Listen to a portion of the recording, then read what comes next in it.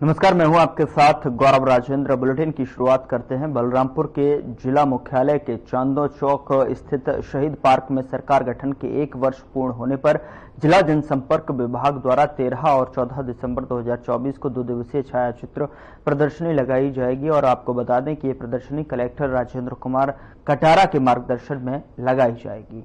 इस प्रदर्शनी में बलरामपुर रामानुजगंज जिले में 1 वर्ष में हुए विकास कार्यों एवं उपलब्धियों की जानकारी आमजनों तक पहुंचने और लोक शासकीय योजनाओं का लाभ लेने के लिए प्रोत्साहित हों और इसी उद्देश्य से छायाचित्र प्रदर्शनी आयोजित की जाएगी। वहीं मुख्यमंत्री विष्णुदेव साय के नेतृत्व में 1 साल में हुए उल्लेखनीय कार्यों और योजनाओं के क्रियान्वयन में आम नागरिकों के जीवन में आ रहे बदलाव को छायाचित्र के माध्यम से जनता के बीच पहुंचाया जाएगा।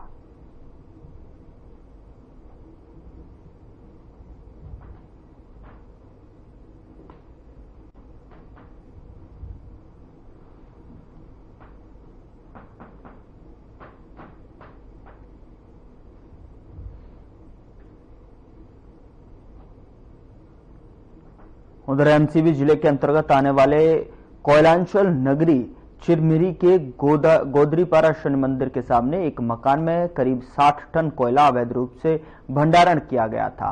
गुप्त सूचना के आधार पर राजस्व एवं खनिज विभाग की टीम ने छापामार कार्रवाई करते हुए कोयले को जब्त किया है और जब्त किए गए कोयले की अनुमानित कीमत करीब 2.5 लाख रुपए बताई जा रही है।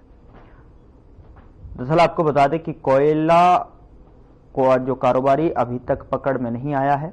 वहीं राजस्व एवं खनिज विभाग की टीम जांच में जुटी हुई है। जब्त किए गए कोयला पर छत्तीसगढ़ खनिज यानी खनन, परिवहन और भंडारण नियम 2009 और खान एवं खनिज यानी कि विकास एवं विनियमन अधिनियम 1957 के तहत कार्रवाई की गई।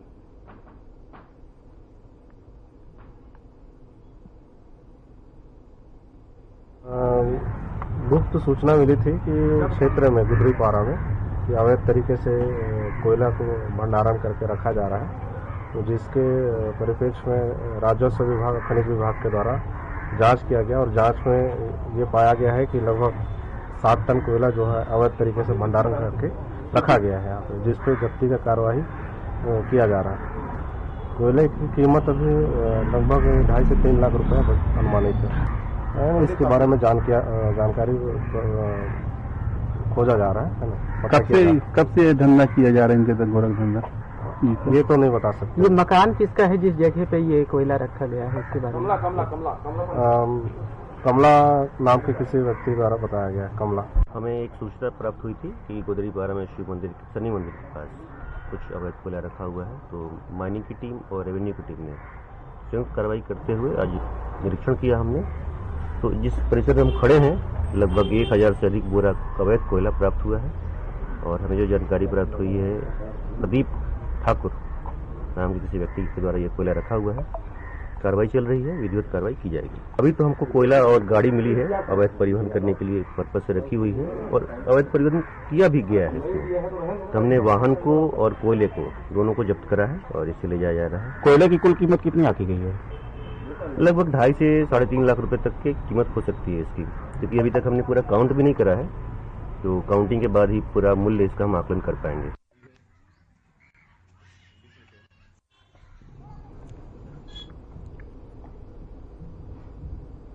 उधर बीएड डिग्री धारियों को सहायक शिक्षक पद के लिए अयोग्य ठहराने के न्यायालय के हालिया निर्णय ने प्रदेश के लगभग 3000 शिक्षकों की नौकरियों को संकट में डाल दिया है। दरअसल आपको बता दें कि हाईकोर्ट बिलासपुर ने 2 अप्रैल 2024 को डीएलडी धारी अभ्यर्थियों के पक्ष में निर्णय सुनाया था और इस निर्णय में सर्वोच्च न्यायालय ने 11 अगस्त 2023 को पारित आदेश का संदर्भ देते हुए सहायक शिक्षक के पद पर नियुक्त बीएड योग्यताधारी का चयन निरस्त कर सरकार को 6 सप्ताह के अंदर पुनरीक्षित चयन सूची जारी करने को कहा था।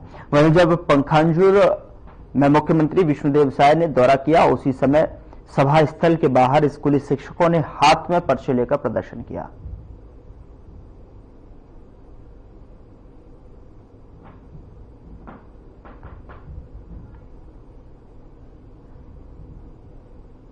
जाने के लिए तुरंत से तुरंत कुछ कड़ा कदम उठाए और हमें मुख्यमंत्री के जवाब का पूरा इंतजार रहेगा।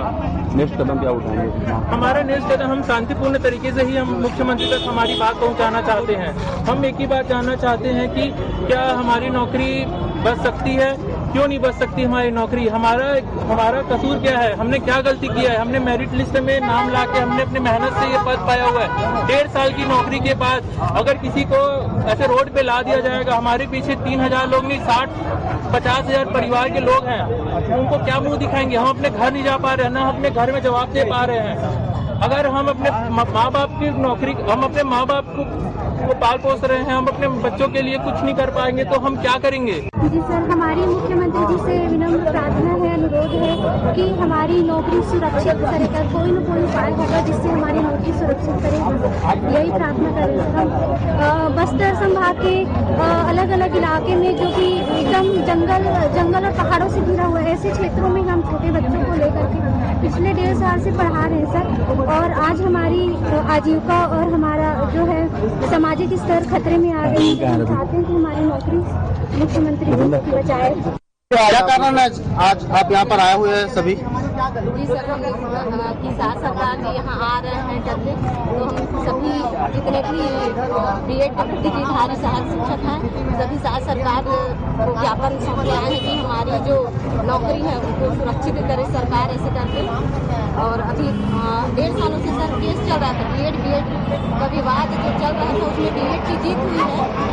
हम भी नहीं बोल रहे हैं, लेकिन नियम कहा, हमने राजपत्र देखकर एग्जाम दिया, एग्जाम क्लियर किए, मेरिट किया है। उसके बाद सर 1.5 साल नौकरी करने के बाद हमको निकाला जा रहा है।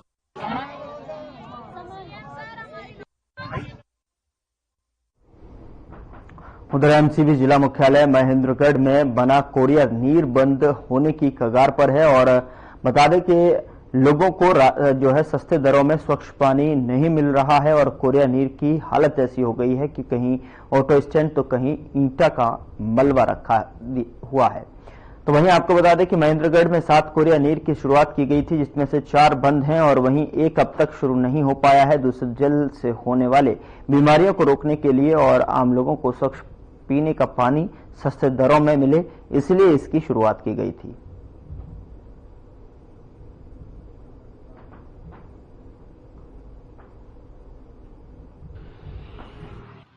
देखिए, सेंट्रल हॉस्पिटल गेट पे जो कोरिया नीर स्थापना हुआ है, उसको मेरे द्वारा बहुत ज्यादा प्रयास करके उसको वहां पर स्थापित किया गया है। उस पे मैंने पीएचई विभाग से अनुरोध करके उस कोरिया नीर को यहाँ पर स्थापित करवाया था। उसके लिए मुझे लाइट कनेक्शन के लिए ACCL ने मदद किया, पानी सप्लाई के लिए नगर पालिका ने मदद किया। लेकिन आज वो पूर्ण होने के बाद भी आज लगभग 5 साल हो रहे हैं, वो कोरिया नीर अभी तक यहाँ के पब्लिक को हैंडओवर नहीं हो पाया है। और मेरे द्वारा जब समय समय पर पीएचई विभाग से बात किया जाता है तो उनके द्वारा ये कहा जाता है कि आपकी नगर पालिका जो है वो उसको हैंडओवर नहीं दे रही है। और जब हम नगर पालिका में बात करते हैं तो नगर पालिका वाले बोलते हैं कि हम उसको चलाने की स्थिति में नहीं है। नगर पालिका के सभी कोरिया नीर जो बंद पड़े हुए हैं, हमने इस परिषद में भी बात उठाया है और 15 से 20 दिन से मैडम ने बोला कि जल्द बन जाएगा। उसमें कुछ टेक्निकल कुछ सामान है जो अभी नहीं मिल रहे हैं, लेकिन वो प्रयास रहेगा कि जल्द से जल्द बन जाए। देखिए, वार्ड नंबर 5 का जो कोरिया नीर है बहुत दिन से खराब पड़ा हुआ, ये बात सही है और हम लोगों ने कई बार बोला था, लेकिन अब जो है सरकार बदल गई है और इस बार श्याम बिहारी जी को भी नॉलेज में हमने दिया है और उन्होंने भी निर्देश दिया है और नगर पालिका के क्षेत्र में जितने भी बंद पड़े हैं सभी बन जाएंगे। और जो 5 नंबर का कोरिया नीर है, मेरा आपके माध्यम से ये भी सुझाव है कि जिस वार्ड में कोरिया नीर है उस पार्षद को भी जागरूकता से उसको काम को उठाना चाहिए और जल्द बनवाना चाहिए।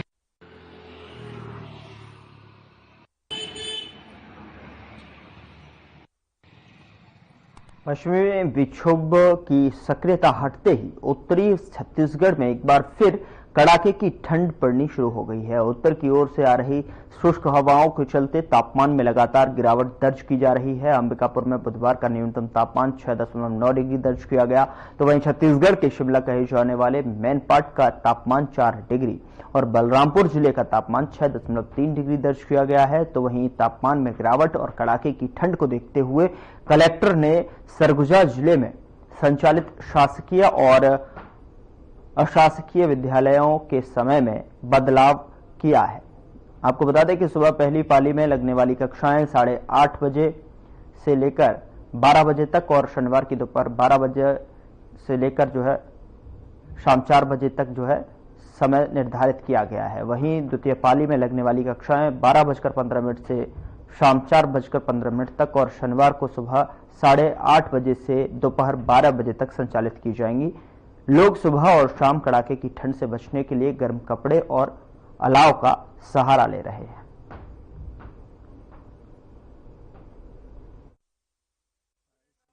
लगातार उत्तर से और पश्चिमोत्तरी हवाएं अपने उत्तरी छत्तीसगढ़ में प्रवेश कर रही हैं और इसके चलते लगातार तापमान में अभी गिरावट देखने को मिल रहा है। तापमान इस अंचल का लगभग सभी जगह 7 डिग्री सेल्सियस से कम ही दर्ज हो रहा है। कल अंबिकापुर नगर का तापमान 6.9 डिग्री सेल्सियस था और वहीं पठारी इलाकों में जो दूर दराज के जंगल वाले इलाके हैं वहां भी तापमान 5 से 6 डिग्री सेल्सियस के बीच रहा है और अभी आने वाले 1-2 दिन में तापमान में इस तरह की ही कमी हमको देखने को मिलेगी क्योंकि अभी कोई विक्षोभ यहाँ सक्रिय नहीं है। एक पश्चिमी विक्षोभ है जो सक्रिय होने की संभावना है।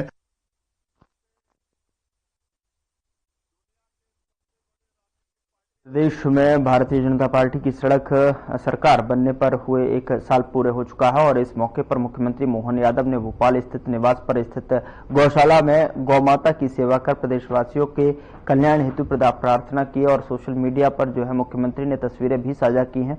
दरअसल आपको बता दें कि बीते साल 13 दिसंबर को मोहन यादव ने मुख्यमंत्री पद की शपथ ली थी और प्रदेश के बागडोर अपने हाथ में ली थी। इस 1 साल में मोहन यादव ने बतौर मुख्यमंत्री कई बड़े फैसले लिए हैं।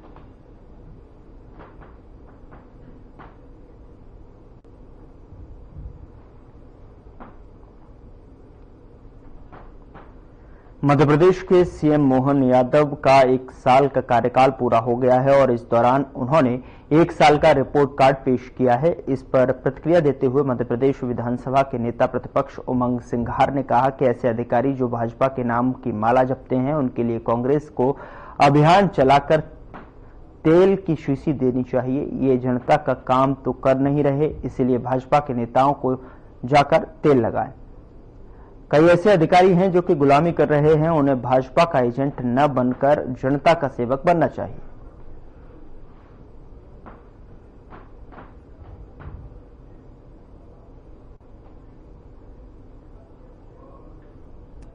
प्रदेश की सरकार के आज भारतीय जनता पार्टी का 1 साल हुआ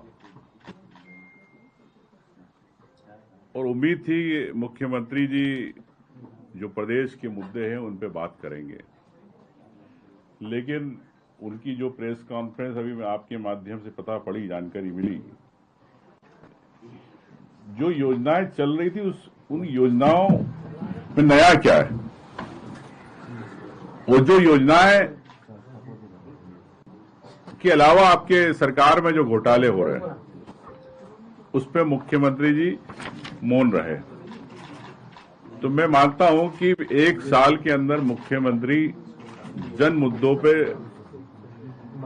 चुप रहे, तो ये प्रदेश के मुख्यमंत्री है। उधर कांग्रेस ने जिला कार्यालय पर बीते गुरुवार को एक प्रेस कॉन्फ्रेंस का आयोजन किया जिसमें बताया गया कि 16 दिसंबर को कांग्रेस भोपाल में विधानसभा का घेराव करेगी। प्रेस कॉन्फ्रेंस में मुख्य रूप से मुरैना विधायक दिनेश गुर्जर शामिल हुए। उनके साथ जिला अध्यक्ष विजय सिंह चौहान, पोहरी विधायक कैलाश कुशवाहा और साथ ही आपको बता दें कि कांग्रेस नेता साथ रहे। मुरैना विधायक दिनेश गुर्जर ने कहा कि जिस प्रकार से प्रदेश में काम हो रहा है, किसानों को फसलों के दाम नहीं मिल रहे हैं। खाद और बिजली के लिए किसान परेशान हैं, युवाओं को रोजगार नहीं मिल रहा है और महंगाई की मार से गरीब वर्ग परेशान है। इन्हीं समस्याओं को लेकर पीसीसी अध्यक्ष जीतू पटवारी और नेता प्रतिपक्ष उमंग सिंगार ने नेतृत्व में जो है कांग्रेस 16 दिसंबर को भोपाल में विधानसभा घेराव करेगी। इस घेराव में पूरे मध्य प्रदेश के कार्यकर्ता और जनता किसान जुटेंगे। ऐसा हो कि मध्य प्रदेश के अंदर कौन से विधायक ने रेत के उत्खनन का ठेका लिया था? केपी सिंह जी ने पत्थर का लिया, रेत का लिया, सब तो काम किया। रेत का एक बताओ कि ये यहाँ पे नाम ही बता रहा हूँ, मतलब केपी सिंह जी ऐसे विधायक है कि जिनने सब काम तो नहीं किया। देखो ऐसा है, मेरा ये निवेदन है कि हमारा ये कहना है कि मध्य प्रदेश के अंदर जो वातावरण अभी बना है, भारतीय जनता पार्टी की सरकार 20 साल से कौन अपराध कर रहा है, कौन अवैध उत्खनन कर रहा है, कौन यहाँ गरीबों के अधिकारों को छीनने का काम कर रहा है।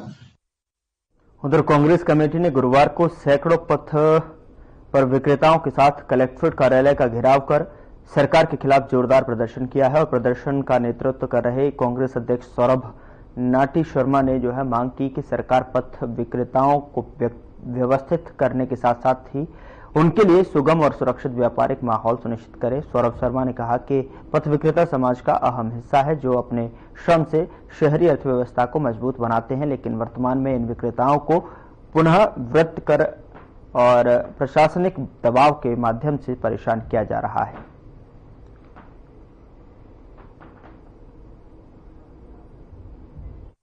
देखिए, जिन छोटे व्यापारियों को अतिक्रमणकारी कह के हटाया जा रहा है, पथ विक्रेता अधिनियम 2014 उनको पथ विक्रेता कहता है। पथ विक्रेता अधिनियम साफ तौर पे कहता है कि जहां कहीं भी हमारा पथ विक्रेता साथी अपना व्यापार कर रहा है, नगर निगम को चाहिए नगर विक्रय समिति बनाते हुए उनका सर्वेक्षण करे और सर्वेक्षण करने के बाद उनको आईडी कार्ड दे।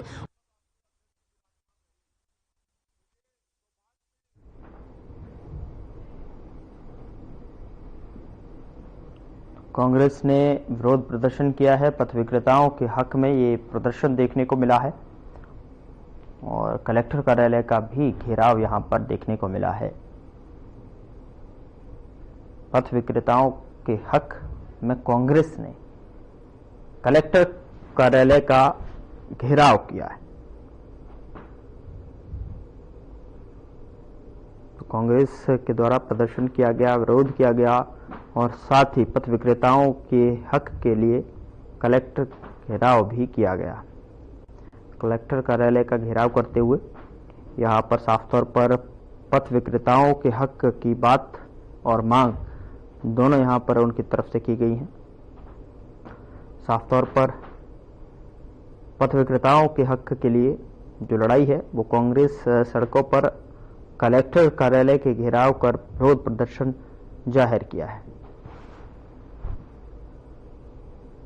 उधर प्रदेश में भारतीय जनता पार्टी की सरकार के 1 साल के कार्यकाल की उपलब्धियों को बताते हुए मुख्यमंत्री विष्णुदेव साय ने विष्णु की पाती नाम से जनता के लिए संदेश जारी किया है और इस दौरान उन्होंने कहा कि हमारा लक्ष्य 2028 तक छत्तीसगढ़ की जीडीपी 10 लाख करोड़ करने का है और इसी दिशा में सरकार काम कर रही है। बीजेपी प्रदेशाध्यक्ष किरण सिंहदेव के साथ उप मुख्यमंत्री अरुण साव, विजय शर्मा के साथ मंत्रिमंडल के तमाम सदस्य की मौजूदगी रही।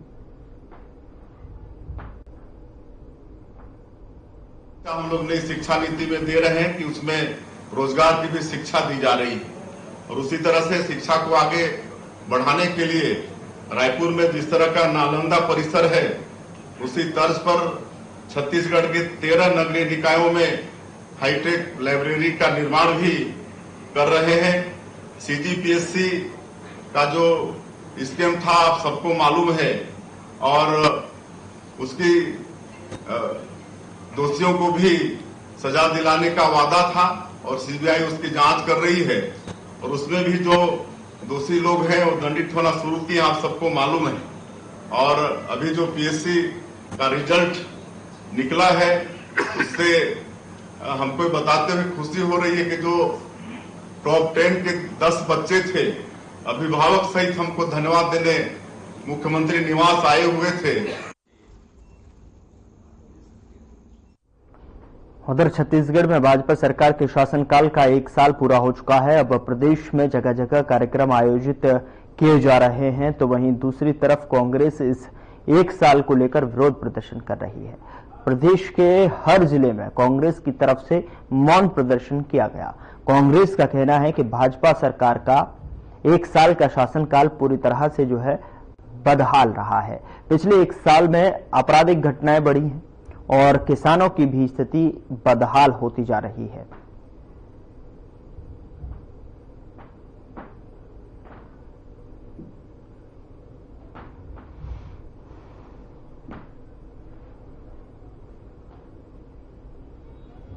का 1 साल पूरा हुआ है। पूरा छत्तीसगढ़ इस कुशासन की जद में है। चाहे आपराधिक मामले हो, अपराध के मामले में तो छत्तीसगढ़ पूरे ऐसा लगता है कि देश में नंबर 1 पर है। हत्या, रेप, बलात्कार, लूट, रोज की ये घटनाएं हैं।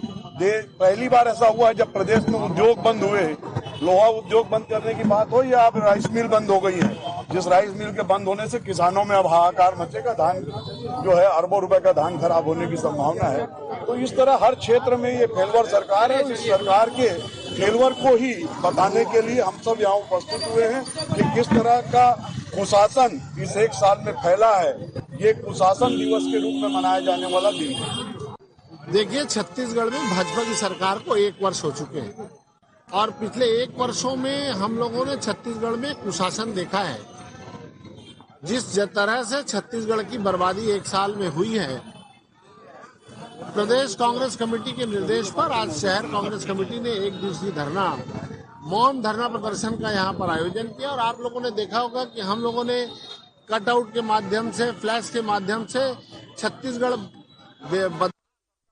उधर रायपुर से एसएसपी संतोष सिंह का ट्रांसफर हो गया है, जिसके कुछ घंटों बाद ही जिले के नए एसपी डॉक्टर लाल उमेद ने एसपी कार्यालय पहुंचकर पदभार संभाल लिया है और उन्होंने गार्ड ऑफ ऑनर की सलामी ली और एसपी कार्यालय में पदस्थ अधिकारियों और कर्मचारियों से मुलाकात की। और इस दौरान रायपुर के पूर्व एसएसपी संतोष सिंह ने डॉक्टर लाल उमेद सिंह का स्वागत किया और उन्हें फूलों का गुलदस्ता दिया। और बता दें कि एसपी डॉक्टर लाल उमेद सिंह का रायपुर में पहले से नाता है। ये जो है यहाँ पहले 2 बार एएसपी के तौर पर अपनी पुलिस सेवा भी दे चुके हैं, जिसके लिए जिले के नए कप्तान ने अपनी पहली प्राथमिकता रायपुर में बढ़ते अपराध और नशे पर रोक लगाने की बताई। आइए जानते हैं कि उन्होंने मीडिया से बातचीत करते हुए क्या कुछ कहा। उनका आदेश और बाद में आज मेरे द्वारा एसएसपी रायपुर का पदभार ग्रहण किया गया है। यहाँ पूर्व में मेरे द्वारा लगभग 5.5 साल तक सेवाएं दी गई है, तो लगभग रायपुर का पूरा इलाका या फिर लोग की जानकारी है। यहाँ पर ये जरूर है कि पिछले 10 साल में क्राइम का पैटर्न यहाँ चेंज हुआ है। तो खबर रायपुर से है, जहां पर सभी बीएड सहायक शिक्षक विधानसभा अध्यक्ष रमन सिंह के शासकीय आवास पहुंचे, लेकिन वहां उनकी रमन सिंह से भेंट नहीं हो सकी। वे इसके बाद भी सरकार से उम्मीद करते हैं कि सरकार उनकी मांगों पर ध्यान देगी और उन्हें बेरोजगार होने से बचाएगी। दरअसल 1 साल पहले प्रदेश के हजारों सहायक शिक्षकों की भर्ती हुई थी, लेकिन अब उन्हें नौकरी से निकाला जा रहा है, जिसके उनका भविष्य खतरे में आ गया है और उन्हें आर्थिक तंगी का सामना करना पड़ रहा है। आइए जानते हैं कि इन सहायक शिक्षकों ने भर्ती और नियम के बारे में क्या कुछ बताया। सरकार का 1 वर्ष पूर्ण हुआ है और जिसको जनादेश पर्व के रूप में मनाया जा रहा है। और जनादेश में जो 3000 बीएड सहायक शिक्षक है, उनका एक ही जो जनादेश है, संदेश है सरकार से, माननीय मुख्यमंत्री जी से, कि इस पूरी प्रक्रिया में किसी भी प्रकार की गलती 3000 बीएड सहायक शिक्षकों की नहीं है।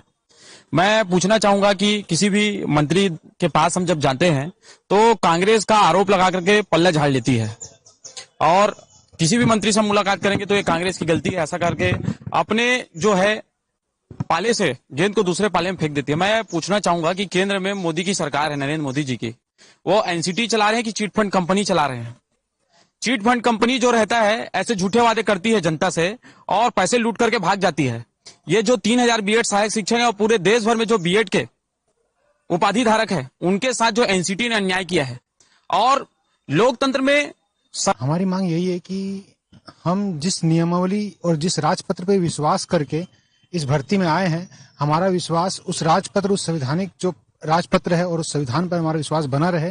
हमारा विश्वास न्यायालय, शासन, व्यवस्थापिका और कार्यपालिका पर पूर्ण रूप से बना रहे। ऐसा कुछ भी कदम हमारे खिलाफ न उठाया जाए कि हमारा विश्वास इससे उठे। अगर ये विश्वास उठेगा तो जिसका विश्वास, क्योंकि बोलते हैं कि संविधान के 4 स्तंभ है, न्यायपालिका, कार्यपालिका और न्यायपालिका, कार्यपालिका और हमारा जो शासन है, विधायिका और आपका जो मीडिया। अगर हमारा विश्वास मुख्य जो 3 बिंदुओं से उठ जाएगा तो आप खुद सोचिए कि एक युवा कहाँ जाएगा, किस दिशा की ओर भटकेगा। उसके बाद हमारे लिए तो हम तो ये हो गए ना कि हमारे लिए देश बेगाना टाइप का लगेगा कि हमारे लिए तो हमारा कोई सुन ही नहीं रहा है।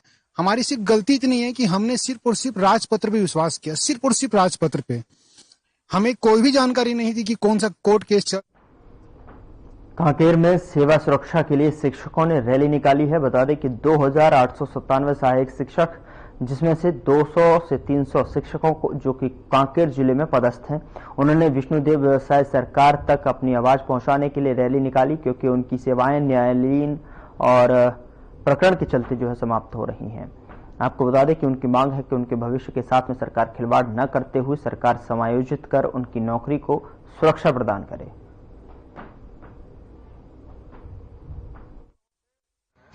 आज हम लोग कांकेर जिला में आज एक रैली का आयोजन किए हैं। इसका मुख्य कारण ये था कि हम लोग सरकार से शुरू से मतलब करीब 1-1.5 साल से मिलते जुलते आ रहे हैं, अनुनय विनय करते आ रहे हैं और आज एक ऐसी परिस्थिति आ गई कि 10 तारीख का निर्णय आया है, 10 तारीख का पिछला हाई कोर्ट का। उसमें ये कहा गया कि संस्था में रख के 2-3 साल के लिए कहीं प्रतिनियुक्ति करके या फिर हमारा समायोजन कर सकते हैं। हमें साइंस लैब असिस्टेंट के पद पे या फिर हॉस्टल वार्डन के पद पे हमें मतलब क्या बोलते हैं समय शासन की जवाबदेही है कि 3000 जो उनके नागरिक हैं, है ना, उनके पारिवारिक, आर्थिक और मानसिक परिस्थितियों को देखते हुए उन्हें विधि का समान संरक्षण मिले। और हम यही चाहते हैं, हम सभी जितने अभी सहायक शिक्षक यहाँ इकट्ठे हुए, सिर्फ एक ही मांग है सर कि जो बीच का रास्ता है वो हमें बताए और हमारी सेवा को सुरक्षित करे। हम किसी प्रकार के वाद विवाद या किसी प्रकार के बहकावे में आके ये रैली नहीं निकाल रहे हैं। हम अपने अधिकारों के तहत और हमारी आजीविका के लिए चिंतित है, इसलिए रैली को ध्यान आकर्षण के लिए निकाला गया है। और इस बीच बड़ी खबर का रुख करते हैं। गौरेला पेंड्रा से बड़ी खबर है, जहां पर कन्हैया निर्मलकर निलंबित हुए हैं। 6 लाख से अधिक के गबन मामले में यह कार्रवाई उन पर देखने को मिली है। गौरेला पेंड्रा से इस वक्त की बड़ी खबर आप तक पहुंचा रहे हैं, जहां पर नगर पालिका के पूर्व सीएमओ हैं कन्हैया निर्मलकर, डीएमएफ फंड के कार्य में गबन का आरोप है और अवर सचिव नगरीय प्रशासन ने आदेश जारी किया है। तो इस वक्त की बड़ी खबर गौरेला पेंड्रा से, जो कन्हैया निर्मलकर निलंबित हुए हैं।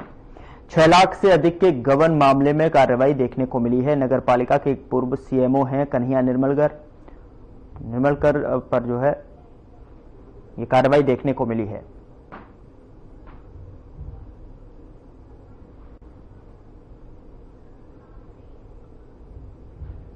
फिलहाल बुलेटिन में इतना ही। नमस्कार।